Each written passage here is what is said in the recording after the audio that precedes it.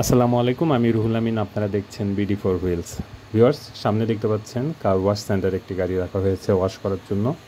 আপনারা যখন আপনাদের গাড়ি কার ওয়াশ সেন্টারে নিয়ে আসবেন, বাহিরের ওয়াশের সাথে সাথে আপনারা ভিতরে যে ইন্টেরিয়র সেটাকে কিন্তু ভালো মতো ওয়াশ করে নেবেন। বিশেষ করে আপনার গাড়ির যে দরজার প্যাডগুলো আছে সেগুলো ভালো মতো ওয়াশ করে নেবেন। ভিতরে যে সিট আছে, সিটের মাঝখানে যে চিপাচিপিগুলো আছে সেখানে ওয়াশ করে নেবেন। ড্যাশবোর্ডের এদিকে ওয়াশ করে নেবেন। আসলে আমরা যখন গাড়ি চালাই তখন বিভিন্ন জায়গায় দরজা খোলার সময় বালি ঢোকে, বিভিন্ন ধরনের ময়লা কিন্তু ভেতরে থেকে যায়। এগুলো দীর্ঘদিন থাকতে থাকতে কিন্তু গাড়ির ভিতরে এক ধরনের বাজে গন্ধ তৈরি হয়। তো আমি দেখতেই পাচ্ছেন এই গাড়িটির ভিতরে সুন্দরভাবে ওয়াশ করে নিচ্ছি।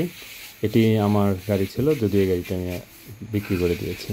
তো আপনারাও আপনাদের গাড়ি কার ওয়াশ সেন্টারে নিয়ে যাওয়ার পর অবশ্যই ভিতরের সাইডটি মানে ইন্টেরিয়র ভালো মতো ওয়াশ করে নেবেন।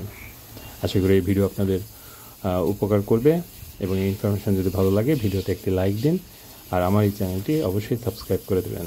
সবাই ভালো থাকুন, সুস্থ থাকুন, আল্লাহ হাফেজ।